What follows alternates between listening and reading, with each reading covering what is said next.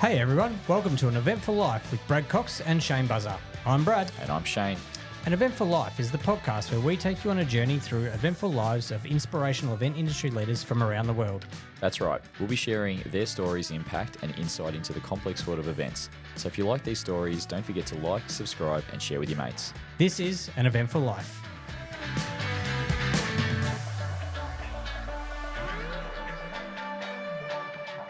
Hello, Buzz. How are you, mate? I'm good, Brad. You? I'm very, very well.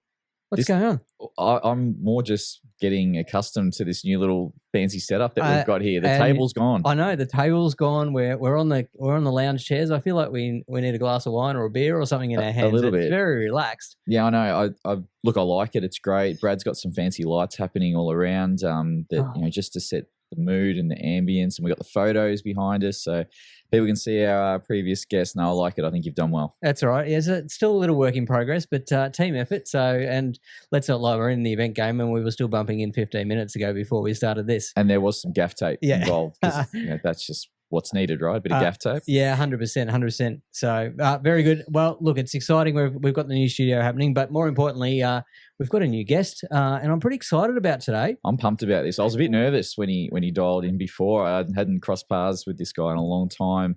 He's got a presence, and we have worked together in the past. And I know, Brad, you crossed paths with him once upon a time. We briefly crossed paths at a convention. I actually saw him speak at a convention a number of years ago. I actually think about the same year as you guys worked together in 2017. So it's been a while, and I was one of a few thousand walking around a convention center, but his name was up in lights and did a stunning presentation that I still remember to this day. So, no, it's great. So I'm excited about it. And for sure. Should we just get straight in? Yeah. Look, before we do, let's jump into it. I was going to mention a story, but I'll wait. Let's bring him in, and let's bring him in, and he can hear it firsthand. So, look, as we said, today's guest is a global icon of the event industry. He started his own company, AOO Events, 35 years ago in 1989, as one of the pioneers of the industry. Over the years, he's been synonymous with leading event design and production disciplines and redefining benchmarks in everything that he does. His inspiration and eye for design has been recognised with numerous awards, including Designer of the Year and Lifetime Achievement Award from the International Live Events Association. Would you please welcome from Los Angeles the ever-friendly Dave Merrell. Here he is. Hello. How are you guys? We're very well. How are you? Very well. Beautiful sunny day in Southern California. Of course it is, and you always look sharp. Although normally I've seen you in a like a polo shirt with the guns out, and I was kind of expecting that, but that's okay. You're still looking the goods, mate. That's all right. I'm a little overweight, so I'm going with baggy clothes right now. But overweight for me is just a few pounds, but yeah, that's right. We're blending in our black in the studio, so we're just disappearing, but that's okay. You can just see heads and a logo over here. Yeah. Now, you referenced a story a minute ago, Buzz. What were you going to load Dave up with? Well, I crossed paths with Dave in 2017, producing an event together in LA. And I was just going to say, it's still to this day one of the highlights of my career, and I touch on it a lot when I speak to staff, students, just friends in general about the events world. And what made it easier was to be introduced to Dave and to collaborate and produce an event that what we did, Dave, remember we converted a rooftop pool area into a gala dinner by getting the water out of the pool, draining the pool, and brought the tables and the chairs in, and you had your crew all over the place, and you knew what you were doing, and you were a switched on unit. And what do you remember that event, and what are your memories of that? I remember the walkthroughs during the event. I think I don't remember it because I think I left as soon as load-in started. It's like, my producers have got this. I think I just came and said hey to you, and then took off. So I know there was a couple of celebrities attached to the headliners, and I remember the load-in was very difficult getting up to that that pool deck. Yeah. Other than that, it was 2017. We've done a few events since then. It's amazing how time flies. And speaking of time, 35 years ago, you started your company, AOO Events. Where did that start from, and what was your inspiration to jump in? Yeah, I actually graduated from college with an accounting degree. It had nothing to do with this industry. You too, okay. Yeah. And the reason I did it is because I wanted to be a business owner. I had no idea what kind of business. I wanted to own, but I knew Dad always said that was a great background to have. So that's why I graduated with that degree. But I went through a couple of industries and then identified in 87, 88 a company very similar to when I started and started working for them. And it was basically I was bartending for them at the beginning and just had no idea about the special events industry at all, and was pretty amazed how quickly I was integrated into this, doing different things with him. He hired me to be his VP of Sales and Marketing. I'm like, sure, I know nothing about this business.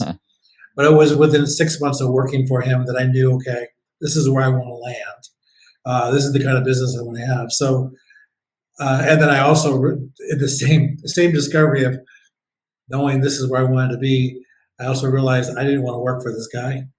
He was nuts. So I decided that I was going to just, okay, I'm going to use this to study how to do it. And 9 months later, I basically started my own company. And I took every job he had, from loading trucks to bartending to doing lighting to rentals, and basically learned it just on the fly.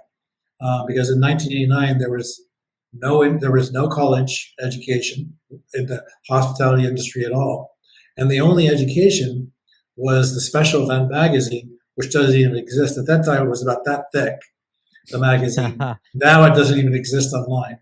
But that was my education. I would go through it from cover to cover and read everything, and took every job from him and just socked money away and started about 9 months later. And were there certain areas of that were appealing to you that you sort of gravitated towards? I mean, we'll get into design and production later, but were they sort of the early influences and you're like, oh geez, I love this area of the industry? Or was the hospitality stuff that drew you in? I think it was as simple as I get to throw parties for a living. I think it was as simple as that. I mean, the first job I did was a 40th birthday party, and I brought in, I landed the client. I had no idea what I was doing. And they ended up spending about 40 grand, which at that time was a massive amount of money. And we had everything from hot air balloon rides to mariachi singers to themed events all over the property, and instantly fell in love with the business. So I was like, okay, this is guessing it's far more exciting than the accounting desk. It definitely. Yeah, way more exciting. Dave, am I right in saying that the risk management plan at that time was probably non-existent, maybe a line here or there, or verbally done? Or tell me about the thought process. What was risk management? No rules. There wasn't really even any college education courses for it. So really, the only thing that you had to reference was the magazine. So the industry was in its infancy at that time. Catering was around, but not event production, not event design, that kind of stuff. And you mentioned, you just wanted to throw a party, and I guess I'm a music nut. And when I think of LA in 1989, my head just goes to Motley Crue, Guns N' Roses, Sunset Strip, debauchery, that whole world, which a part of me wishes I was there and living it at the time. But were you a part of this world at all? And was that somehow integrated into this world of parties and events? No, at that time, really was doing more social events, backyard barbecues, weddings, bar bat mitzvahs, because I started out as a caterer. And so I really didn't get into concert production, live show production until about a third of the way in my career. And that was kind of based on a forced position of having to figure out what I'm going to do after 9/11, because 9/11 changed the industry profoundly at that time. So interesting. Fascinating. And where did AOO Events come from? The name itself has got nothing to do with Dave Merrell. So how did you come up with that? No, and my friends call it any old occasion. And they have a few other that are actually worse. But I wanted to be called Original Occasion. But in 1989, if you're going to be a caterer, how they find caterers? In the phone book. If you weren't an A, a B, or a C, they were never going to find you. So I put Ann at the beginning of my name, so it was Ann Original Occasion. And that's I started Eventful Life too. Well, and then when 9/11 changed everything in my industry, my clientele changed, and I couldn't be Ann Original Occasion anymore because it was too mom and pop sounding. So I went back to AOO Events. So that was the change. And Dave, was it? I'm going off script here. Was that because people were a bit intimidated or fearful of being in congregated spaces at the time, or where did that? When you say that the landscape changed, what exactly did change?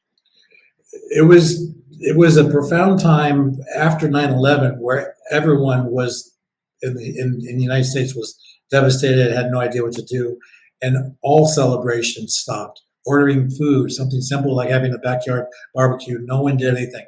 It wasn't long lived. It lasted about 3 or 4 months. Yeah. But at that time, I was 35 employees, and I'm like, okay, I have no income, and I was over leveraged. I was borrowing more than I should have. So I had to make some serious decisions to survive. And so I decided to get rid of the catering side of my business and only keep the event design and production side, which was starting to make money, but only required me to have 3 employees versus 35. So I just that's amazing. Yeah. So I mean, if you think about that sorry, Dave, keep going. No, I was saying, so it was just a matter of basically downsizing to survive. And so that's when my entire product shifted from the social industry, weddings, bar mitzvahs, backyard barbecues, that kind of thing, to more corporate stuff. I started working in convention centers and hotels and working with corporations. So the clientele changed. Yeah, absolutely. I was just going to say the hospitality piece, like if you think about that 30 staff versus 3 in production and events, and one, how much we can get done in design and production with very limited amount of people, but also just the physical labor component of hospitality and what it takes to put things on, for want of a better term, food on the table, is astronomical. Yeah, especially food and beverage is probably the most labor intensive.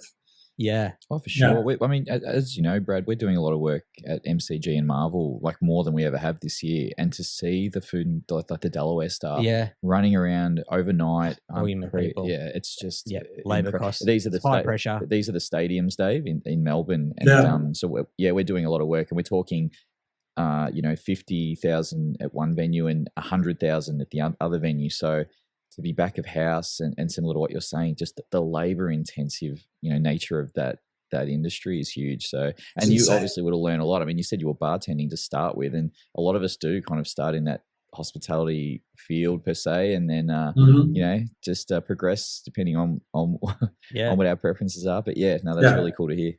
And I want to take it all the way back, Dave. Where your early days, so before your events and your childhood and where you grew up, and before you ended up even being an accountant, did you grow up in LA, and did you have sort of creative inspirations throughout your life that sort of have impacted you later down the track? No, I actually grew up in the northeast corner of Ohio, outside of Cleveland, and I grew up in a very different environment in the early mid 70s. And I was part of a football family, so very, very different than I am now. And I actually went to college, played college ball, and I would say that probably formed who I am more than anything. Is because of the team aspect. I run my entire company now based on team concept. No one's a star; everybody's a star. I love it. Are you a Browns fan? I am. I'm getting back in line. There were years when I did not like the Browns, I'm liking them more and more. They're looking good again. I'm interested in that team concept stuff. So you just mentioned there before. Can you give us a bit of an idea of how you do that? Day in, day out, and allow your team to have that, I guess, lateral level rather than a hierarchy system that you just speak about. Yeah, well, I have a amazing COO, Mark Sheldon, who developed a proprietary software system that basically is our entire production platform. From the moment a client comes to us with an RFP, all the way through post-production, everything gets entered into the system and then gets managed through that system. And everybody has to learn the system exactly the same way, no shortcuts. So if someone drops out, if God forbid someone got in an accident a couple of days before an event, we know exactly where that person is in the process. We know exactly what they've done because they've done everything the way everyone else would. And we can pick up and just kind of keep going from there. It is that proprietary system that's allowed us to actually step back and just monitor what's happening. I'm still very involved in all the design, even to this day. I would say I'm probably the lead designer. I'm not probably, I am. But the producers kind of run with it, and then bring me in when they need me for design. And some of that proprietary design stuff, I mean, you think about events and they are also different. Yes, there is some similarities and the processes remain the same, but how do you use your system and to be able to deal with those differences? Or tailor it. Yeah, and absolutely tailor it to each client's needs and each event outcome. Well, and the toughest part of our business right now is actually trying to define who we are, because we have, in our new warehouse, we're in our new office right now. We still have a floral shop in here, and we do have some props, and we still build custom. But we're also a live show production company, so we have show callers, scripting people, stage managers. We still get very much involved as an agency as well. So clients come to us for the entire project, from concept through diagrams, through permitting, through production and execution. And the way we're able to do that is this system I was just mentioning, this proprietary system, is very flexible. It allows us to change how we sell to the client, so we can be exactly what the client wants. If they want a live show production company, we can be just that. If they want us to be a decor company, we can be just that. And so I think we created something that was even tough for us to explain to our clients, because usually you hire in an agency, they hire in the caterer, they hire in the decor company, they hire in the production team. We can be all of those. And did you genuinely build this from scratch, or did you grab a platform and then just custom design it, or how did that work? Because I'm fascinated by this. Yeah, the platform is from scratch, and it developed over the years as we evolved.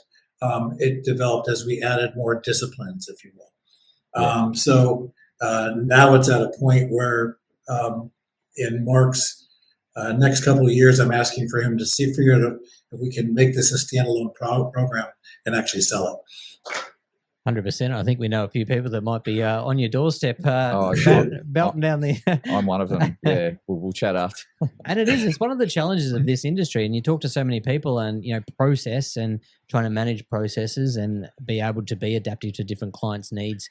It's a real challenge because there's not a one solution fits all model. You know how I feel about box ticking. Yeah, I know. I'm looking directly at you. So. It's the least sexy part of the process, but it is the most important part of the process. I can't even hold back, Dave. I fucking hate it. I deal with venues and all sorts of people, and when I can tell they're just box ticking, I have to step back and let someone else talk. I can't. Yeah. But I think that's the challenge too. It's like you need to tick boxes, but it's not necessarily about ticking boxes. It's about going through the process, but making sure that you are going literally from the start to the finish, to Dave's point of that entire journey of a project from its infancy and its conceptualization right through to delivery and post event, and trying to be able to manage all that in one spot.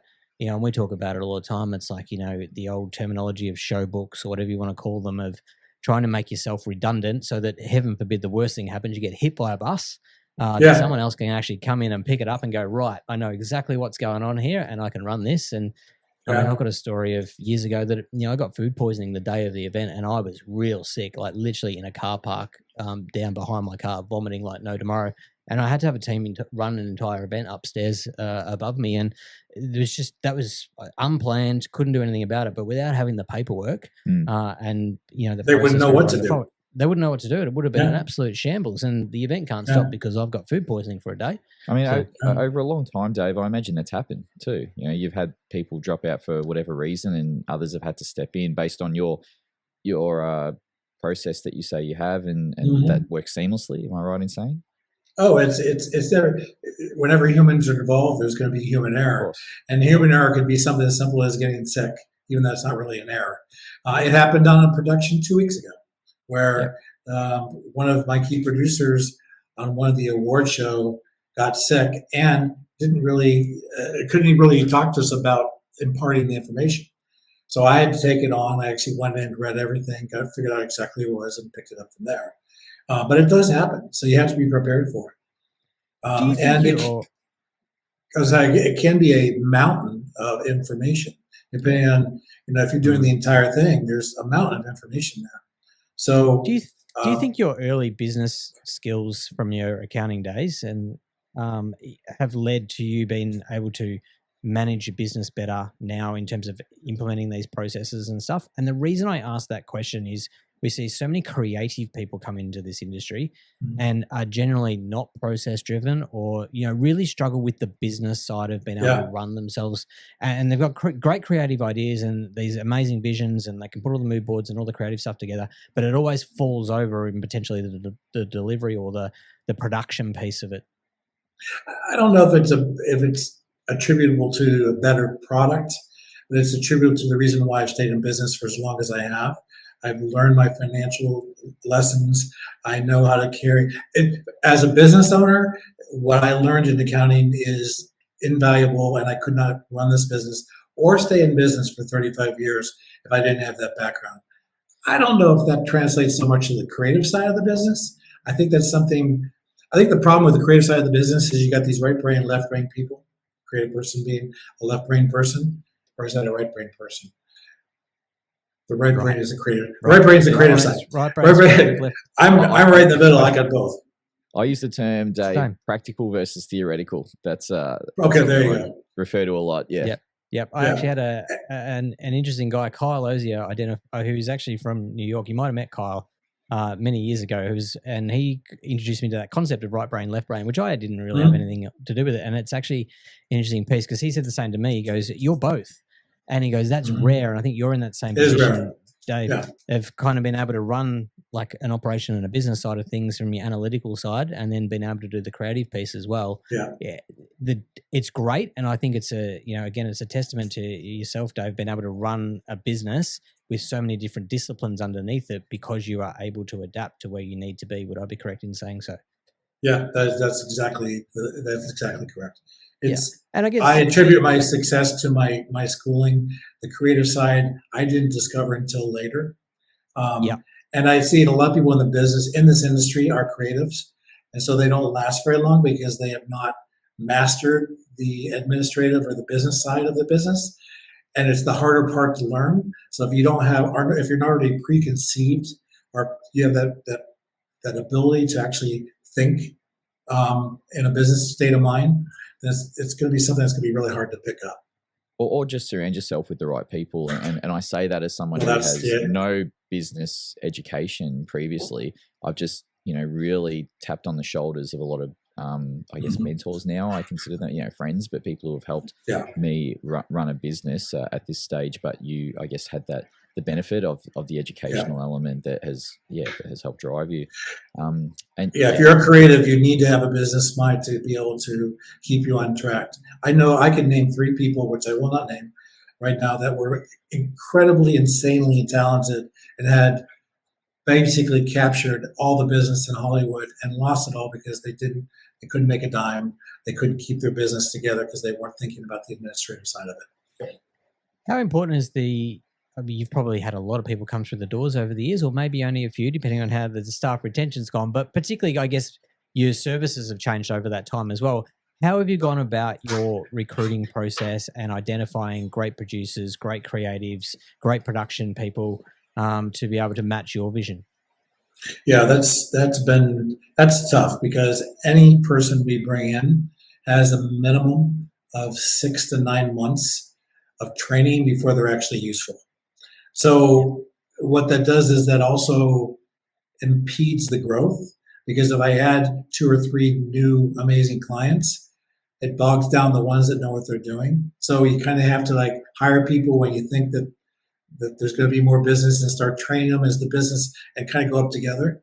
So it's a methodical process. It's not one where I can lay out a bunch of cash, bring in 5 different producers, and then just explode the business, because it doesn't work that way. What we do is way too specialized.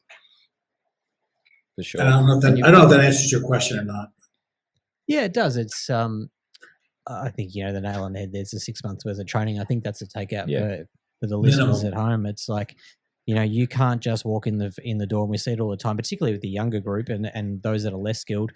people put them in a position and go, well, now deliver. And it's like, well, it doesn't quite work It that doesn't way. work like that. You need that 6 months minimum. I agree 100% in terms of educating and training someone in your process and your systems to how you do things, but also just upskilling themselves, to be able to deliver. And again, particularly the younger group and the Gen Zs and so forth that are coming in now. And it's a fundamental piece of what we do.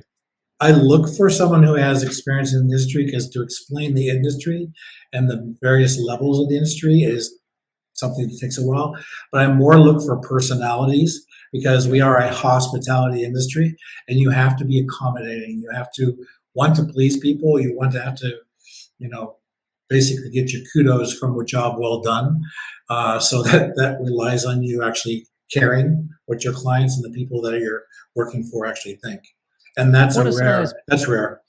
Yeah. What are some of those personality traits you look for when you're hiring?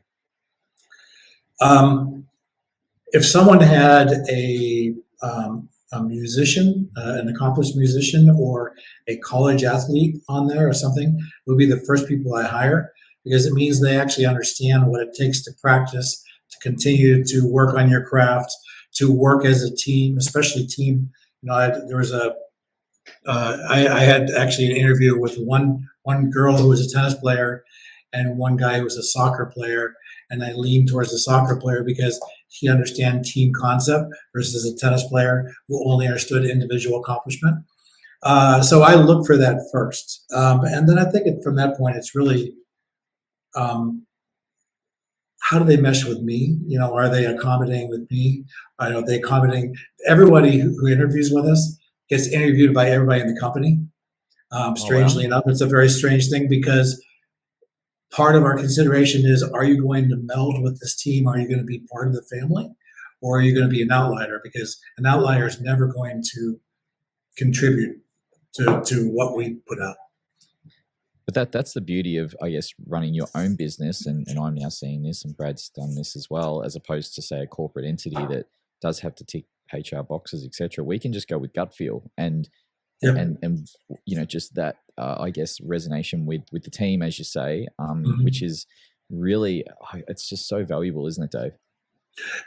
Gut feeling is what I go with all the time, and I also find that's there's a lot of error in that, because people can smell you. But yes, it really is about. There's no such thing. There's nothing better than a first impression, and that's true wherever you are. So you can tell a lot about someone about the way they first approach you. But I have been wrong. Of course, yeah. And you've touched on it briefly here and there so far. But how do you feel the events industry has changed, and how have you had to adapt and evolve? Through the 90s and the noughties, etc. Are you able to touch on some of those top line elements that that have changed over that period? Well, so I've gone through 9/11, and then I built back up in 2008, 2009. We had the economic downturn, real estate debacle that actually knocked us all off our feet again. Started to build back up, and then COVID happened. And then we came out of that, and then I had a fourth knock off my feet, and that was back in June. We had a fire at our warehouse, 25,000 square foot, burnt everything to ground, complete destruction. This is why we're now back in a new place. Is I've been knocked off my feet 4 times. Wow. And so I was setting up to answer this question. Ask the question again, please. No, it just put simply, Dave, how have you seen the industry change over that period, and how have you adapted and evolved during that time? I'm going to start with the most recent change, because the most recent change coming out of COVID has been the absolute most profound change for this industry. Simple things like ILEA, International Live Events Association, has been decimated. There's not even a chapter in Southern California anymore. So I'm no longer connected to industry conversations, and that's driving me crazy, because I really had a lot of value. I felt a lot of value in that. Also from COVID, the industries have changed completely. One of my biggest verticals was Hollywood. A lot of studio premieres, television and movies. And out of COVID, basically there were 2 strikes in Hollywood, both due to the effects of COVID, where power changed from the studios who are making the movies to the streaming companies like Netflix and Amazon. And so massive power shifts cut off all the business here. There's another vertical we have that is basically banking. The banking industry is pulled back now because of the few firms that actually failed in the United States, which was due to changing their leveraging during COVID. So COVID has really profoundly changed our industry, good and bad. Bad that I'm building back from scratch with a lot of clients. Even internal events departments for corporations were decimated. Basically, everyone was laid off, or they had to lay off all but 1 or 2 people. And so the people that were your contacts, whether they're clients, whether they're vendors, they all went away. So we're reestablishing new relationships, and that has been the blessing. Is that I now have a company that has an impeccable reputation, so doors get open, so we can actually have those conversations right away. Versus 20 years ago, no one would have talked to me. That has been profound over the years. What I learned was high level. Do not make sure you got everything paid off. Do not keep a lot of debt because it's it'll just knock you down really fast. I've always been a company that is self-financed. I've never gone for outside financing, which probably would have given me the capital I need to do more, but I just chose not to do that. And I think it's because of, well, I'm gonna stop that because I'm not gonna go that route. No, it's interesting. I was going down a road. I was like, nope, don't go there. That's right. You stopped yourself, but we'll give you that. Yeah. One thing that stands out to me there is your reputation. And it's something that you've built over that journey. And now you say doors are open for you in some ways. What do you believe is testament to yourself being able to build that reputation first and foremost to give yourself the position you are in now? That's a great question. Couple of things. First off, my product is, I don't think I've ever had a complaint on my product. My product is always consistent. It's always good. And if you don't have a good product, it doesn't have to be the best product, but it has to be a really good product. That brings clients back. The second part of this, your clients have to like you. So we make sure that we make relationships with them, because if they don't like you, then they're not going to care about the product. Because if they like you, they trust you, and their jobs are on the line. So those 2 things I think are important. What helped me is that I made a decision in the 90s to start speaking. You mentioned in the introduction that you've heard me speak. I still speak on stage. And it's actually it's helped me develop a relation as basically a style maker, someone who's at the cutting edge of trends. And so that has not only kept my reputation good, but it also keeps me out in the industry. So even does that put you in front of a lot of people that may not have? Yeah, of course. We've actually thought about stopping speaking, and we were just Susie Perlman from Mosaic Linens in Pittsburgh and me speak about event industry trends, and we've been doing it now for 10 years. And we're thinking maybe we're done. Maybe we've had enough. But the funny thing is we just did that speaking engagement in Austin, and we asked people to raise their hands who had been to this class or who had been to a special event. 70% of the people had never even been to a special event.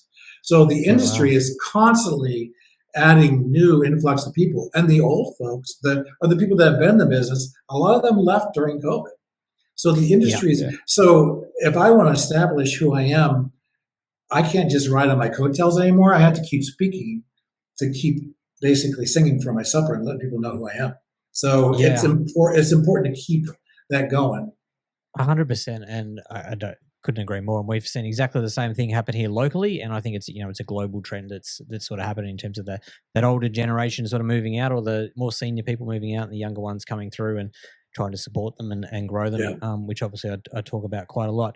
One thing that the other thing that sort of is involved in the same conversation, and you mentioned it earlier, and that is ILEA, the International Live Events Association, and the way that that's sort of fallen apart. And we saw it actually before COVID here, where our chapter disappeared, and just the value of networking in general that you hold and obviously hold up most, and we've seen it, drop off so dramatically. Why do you think that is, and do you think it can come back to what it was?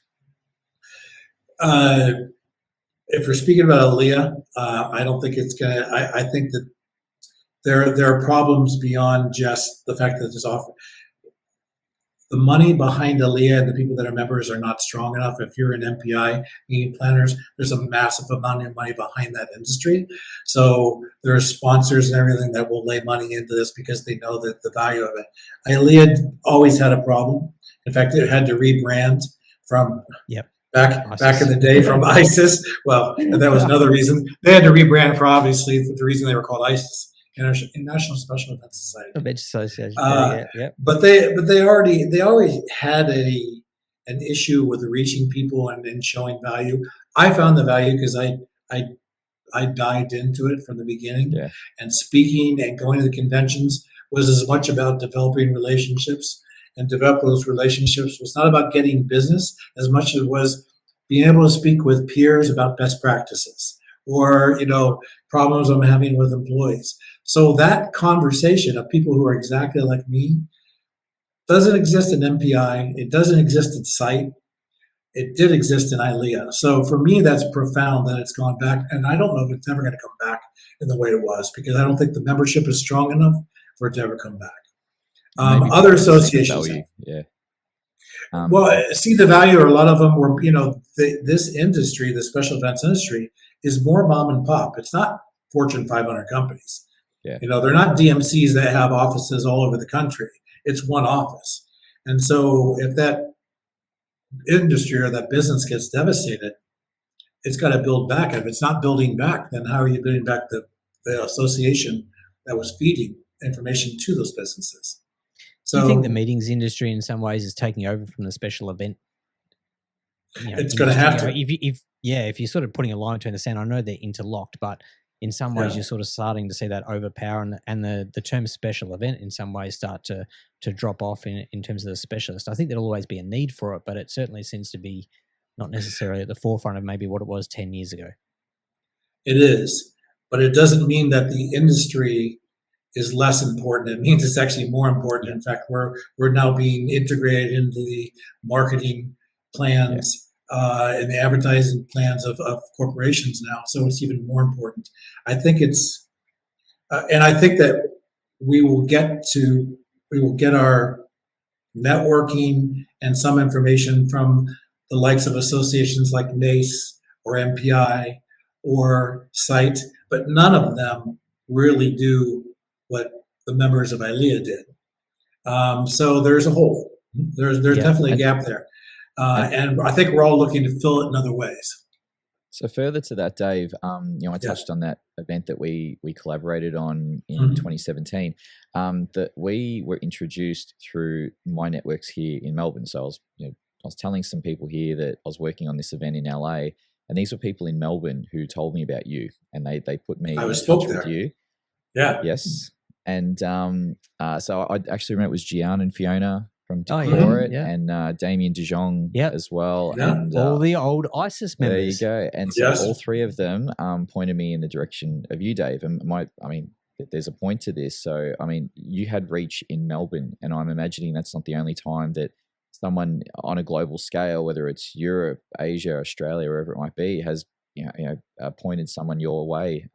Is that accurate? Yeah, that's very accurate, and that's my biggest concern now is that line of introductions has kind of gone away, largely because a lot of people that were in the industry are no longer in the industry, and the association has gone away.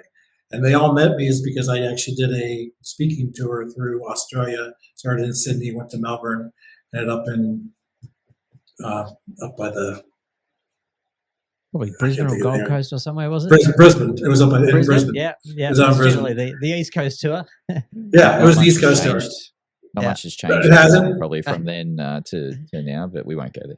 That's all right. They're hosting the Olympics in a few years. Let's be nice. It's to on the way up. Yeah, Brisbane's the place to be. Don't worry about that. So, but I got to meet all those people through that, and that's how you and I hooked up, Shane, is through connections. Yeah, and interesting. I mean, you mentioned special event show before as well, and I mean that's where I first saw you. And you mentioned that 70% of people that you spoke to a few weeks ago had never even attended or built. Do you still see the value in those style of events, and maybe the industry, instead of having association based memberships, wanting to attend more conference based, have more interaction face to face, as we're seeing across the industry overall? Is that relevant to us as well? And do you see a value in that moving forward? There's no doubt that face-to-face meeting face-to-face has value, more value than just a virtual conversation like this. That budget to fly you over, Dave. Sorry. That's all right. That's all right. And I'm good with this because I didn't have the time. But even the special events industry has changed to the point where that convention that I just spoke at, the special event convention, has been tied into the Cater Source convention. Yes. And because Cater Source actually has more money and more money behind it, the Cater Source is kind of now starting to overshadow the special events industry part of it. So there's less and less creative conversations and more catering conversations. So one would argue that, okay, then you're not going to have the value there. But I find value even with caterers. I find amazing things that the caterer did that I can actually translate into another event. So I still find value in those things, and I think they're extremely important. I think that BizBash has stepped up and done a great job of filling a hole where it's needed. They do a lot more of these regional kind of conferences. But they're extremely valuable because they're the only thing left. Yeah, and I think, again, it's putting a priority in place to actually upskill yourself and attend these events so you can network and you get these opportunities like Dave has. And look, maybe Shane, you and I just need to go to a special event next year, and off we go. A little bit of an American road tour. It's in Fort Lauderdale. It's in Fort Lauderdale. Yeah, I know. Yeah, I think we're in. Look, I got a soft spot for the US, and I'll always find a way to integrate Vegas into that in some way. Well, I think there you go. February next year, if I'm not mistaken, and February 20th through 24th. Yes. Oh, maybe we can. Go. Well, we might have a little an Eventful Life live podcast session or something, and Dave can give us someone to sit on stage and interview. There we go. I planted a seed. Done. There you go. You do that, and I believe there is a stopover in Vegas on the way back. Perfect. Oh, always. There you go. So I actually haven't been to Vegas, but I'm terrified to go with you. Oh, look, I'll go for a 10th time. Yeah. He's like, you're more like a local. Interesting. No, it's great, and I think it's testament to yourself, Dave, in terms of your advocacy for the industry as a whole. And that's why you do have a great reputation and stuff, because it takes people like yourself to put yourself out there, to do the hard yards, to do the work, and a lot of it's for you don't get paid for it. It's not a remunerated position or anything like that, but it keeps the industry alive and flourishing, and connected. Yeah. So thank you for your contribution, and it's felt all the way from here in Australia to everything you're doing over there. So it's well versed. But look, I guess one of my questions there is, where do you see yourself going now? You've built your business. You're 35 years. You've got this great reputation. You're heavily involved in the industry. What does a day look like for you these days? Yeah, well, I've been aspiring to retire for almost 10 years now, and I keep getting knocked off my feet. I would say at this point in my career, I'm an older gentleman now. I'm in my 60s. I am looking to slow down.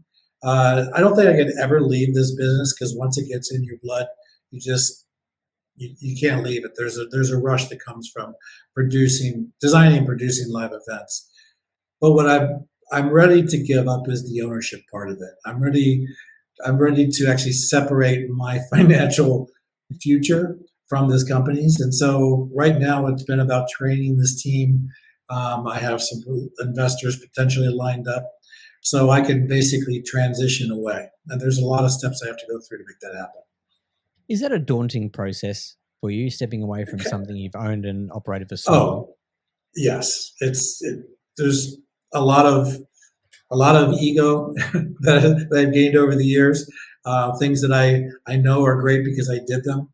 Now I have to step back and let other people do them, and let them make the mistakes and learn from them. So yes, it's been a little bit of a mind fuck, if you will. You said I could swear. Yeah, I could swear. Go for it. It's a little bit of mind fuck to actually giving up control. But I also realize now that if I don't give up the control and have a reason for clients to come here that are not related to me, that I won't be able to sell that I won't be able to sell the company. So I'm consciously stepping back and teaching others to take over, so I can place a creative agency in a place where I could actually sell it. And is that a complete pull away, Dave, or do you think you'd still have a minor, role or involvement in some way? How do you see that transitioning? I would love to have a complete pull away, but I don't see that happening because I don't have enough time. I mean, I've given myself 3 or 4 years now to make this transition to get my offer, and that's because I got I almost didn't come back from COVID, and then the fire that happened last year knocked me off my feet again. So I'm still building my finances back up, even though I'm doing well.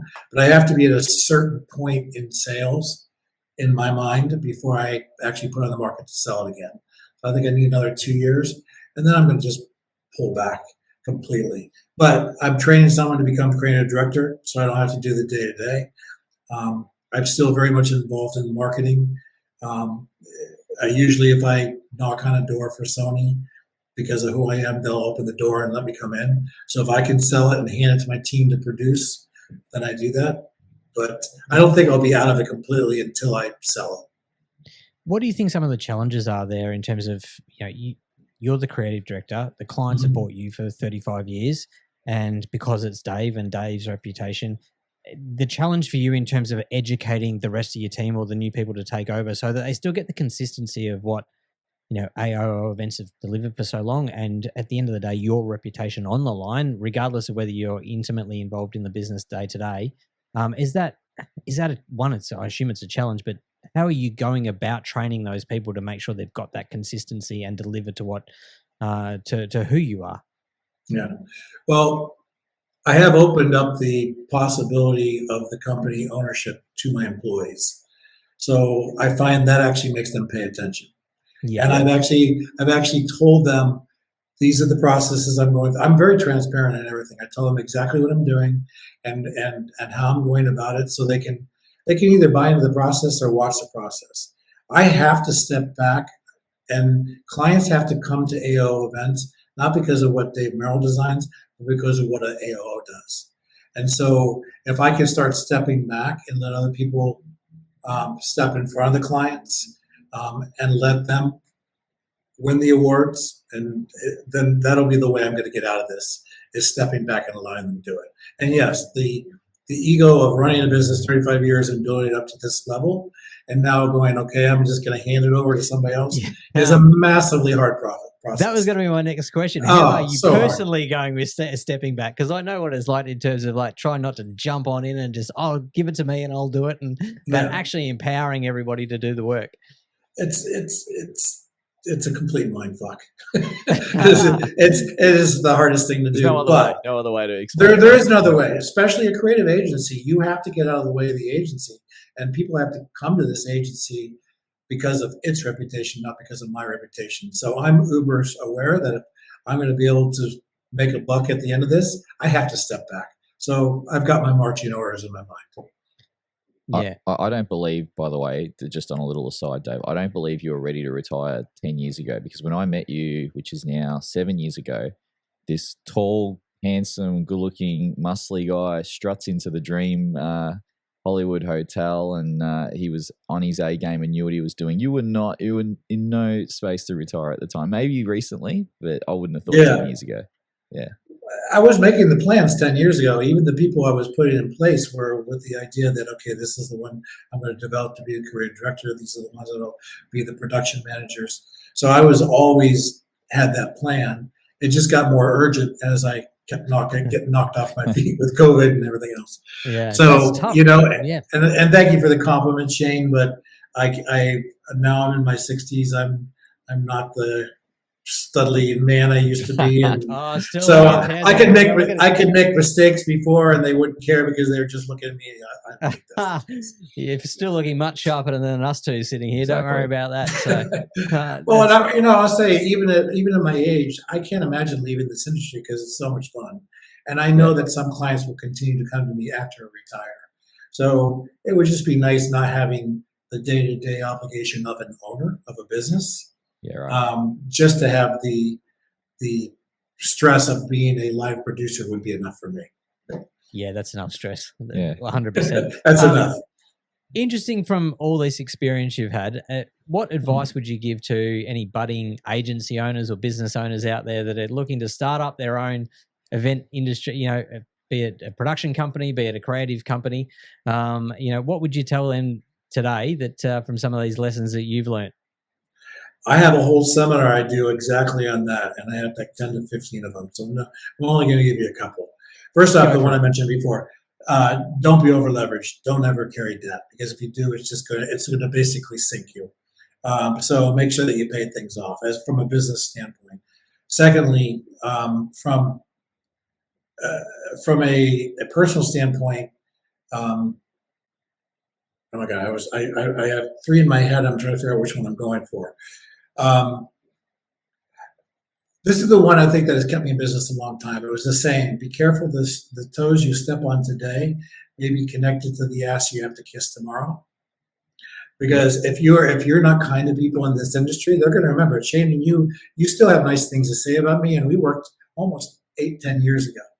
Yeah. So I know people that have just stepped on everyone's toes and no one wants to talk to them. So if you want to be in this business a long time, you kind of have to be nice. You have to be There's nothing liked. wrong with just being a nice person. I mean, I'm still we say it all the time. come Like, to terms. You're with it, working on it. yeah. I'm a work in progress. It's over here. So, but it's true though. I mean, it's a small industry. As much as we say that it's large and it's global and there's thousands of people involved, it's still a very small industry and Very small. not that far separated from someone very quickly. And you don't know when you might be in a position that you need someone, or they come knocking on your door. You hope they come knocking on your door, but yes. Just be a nice person. It's not that hard. Yeah. And what's the third? No, he's only going with two. You got to. I'm going to go two. I'm going to go two because those are Okay. the two that I think that I pay attention to mostly. Because again, I remember when I was a kid, I just thought my mom was the best thing in the world because everyone loved her. And I remember that I always was like, I just want people to like me. Well, I'm uniquely suited for the hospitality industry because I really want to be a people pleaser. I want to make sure that my clients go away going, my God, that was a great experience. And if you don't have that, then you shouldn't even be in this industry. Yeah, well, we're in the people, the industry. Yeah, we're in the people. Sorry, the business of people is what we're in. Absolutely. So yeah, I agree For sure. with that. Now, Dave, it's been a long journey. Obviously, we've touched on a lot of things.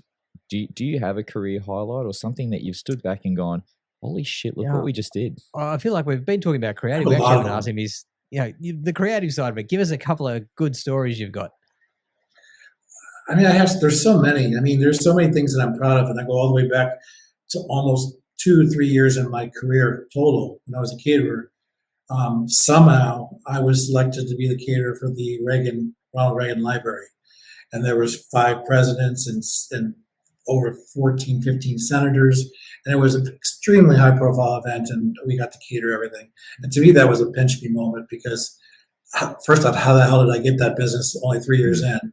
But it then launched me into, to doing a lot of high-end catering. At the top of my catering career, I was doing a lot of celebrity catering. I was doing all Barbara Streisand stuff in her home, Pam Anderson, Billy Crystal, a lot of catering for those types of people. But I was really happy to get away from the catering business when I could. Planet Hollywood was the grand opening. Planet Hollywood was big for me, and I've done a lot of casino openings, but that one in particular was great because the guy who owned Planet Hollywood had a big ego, and so he poured a ton of money into it. There was over 125 celebrities that walked the red carpet. They closed down Las Vegas Boulevard for the first time ever. So that one was pretty exciting too. And there was 4 days of events, and every night had a different headliner, from Barbara Streisand to Earth, Wind, and Fire to Jon Stewart. It was pretty amazing. That's amazing. There's other ones we've done, like the 100th anniversary of naval aviation, which may not sound so sexy, but it was pretty significant for the United States. Naval aviation is everything that's not Coast Guard, so it's anything that flies that's not Air Force. So it's Navy, Coast Guard, Army, Marines, anything that flies, helicopters. It's basically naval aviation. And we were brought in at the very beginning of it to actually tell the story. So we worked with Brett Culp to create some amazing videos that played during the video and then lived on their website. We did the grand opening party, which had a huge Blue Angel show. And we got to produce an event on the, I can't think of the name of the battleship in San Diego, I can't think of the name of it. But we got to do things like we got to break all the rules just to do these amazing things on that ship. And I've got story after story like that. We just did one about two months ago, which was only a 30th birthday party for 29 people, and they must have spent $600,000 just on the decor alone. And it was a massive. So I can go from one to the next of the really cool things I've been able to do. I don't think there's any one thing that really stands out. It's all these things that kind of define my career. Is there elements of those events and your work that you enjoy doing the most? I think it's all of it. There's nothing better than standing at the ballroom door when it first opens and everyone walks in and gets their first impression, and hearing those comments or getting the comments of praise from our clients at the end. That's what I live for. And so, just knowing that I've created some kind of impactful event that people are going to remember forever, I think that's where it comes from. Ah, awesome. I love it. Couldn't agree more. Now, you're the expert on event trends, so we have to ask, where do you see the events trends currently and going in the future? What's hot off your list at the moment? It's tough because coming out of COVID, it's been more about just like starting to do what we did before. There hasn't been a lot of new invented. Quite frankly, most of what is new in the industry has to do around technology. Obviously, little things like 5G service. 5G service has changed, how we can stream at events and things like that. So it's really been mostly about the technology, advances in lighting, advances in. I don't think artificial intelligence has really quite made its mark in the industry yet, although it's starting to. It helps with government tenders, Dave. I can tell you. Yeah, and it really helps in the hotel industry, mostly in the sales and maybe in customer service, but it hasn't quite made its way into this industry yet. But really, the last 2 years, and it's been tough for us to come up with the trends. There's not been as many because it's really about clients reestablishing that they want to do events and they want to meet again. When COVID was lifted, corporations just came out of the chutes like, we must do events. There was a lot of pent up demand, and then it all went away. It's like, well, okay, now we're spending money. Let's figure out how we're going to do this and make it effective. So now at this point, it seems like corporations are starting to finally land. We seem to be getting beyond issues of recession. And so now corporations are starting to plan things again. And I think that's where invention will start again, is now there's a demand picking up for events again. So and what do you see as effectiveness? You talk about effectiveness of an event and corporations in particular. What are some of the things you're seeing there that is important to them? Connection. It's all about connection. It's all about inclusion. Versus there was a whole talk during COVID. Are virtual events or hybrid events going to be a thing and take over the live events industry? It never will, because it's about connectivity, one-on-one conversations, those silly things about going on a golf cart and having, playing 18 holes of golf for someone. That's where business gets conducted at clubs at the end of the night, on the golf course, at conventions. And so if we can facilitate an environment where those conversations happen, that's what it's all about nowadays. Fantastic. Couldn't agree more. Yep, 100%. Well, look, we've got to the point of the conversation where I like to throw to your old friend Buzz and his rapid fire questions. So, oh boy, Buzz, let's hit you up. All right, you ready, Dave? I'm ready. Short, punchy answers, okay? Okay. Is going to be a bit left field too. Anyway, all right, straight in. What are you bench pressing these days? Nothing. Just a couple of push-ups, or No, I'm still working out all the time, but it's more about stretching and maintaining my body versus trying to get big. fair enough. So I don't. Yeah.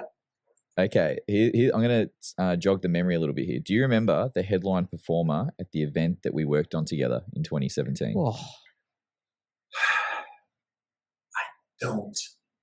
I don't. I was trying to think of it today, Shane. That's okay. It was the guy with it was the guitarist, right? A bass player, a very, very famous bass player, probably the bass player in the world. come on. Yeah. Red Hot Chili Peppers. Yeah. It was Red Hot Anthony. Chili Peppers. Oh, It was it was Flea. Oh, It was Flea. It Well, was. that's funny. yeah. I didn't know that. Sorry, because we just worked with them again, Red Hot Chili Peppers, on a job. I Showing off. didn't dawn on me that was Flea. Okay. Still the greatest day of my professional career working with Flea. Sorry. Anyway, Yeah. we'll keep going. Sorry, I'm What- sorry to about remember. Yeah. What advice would you give back to the 1989 version of yourself?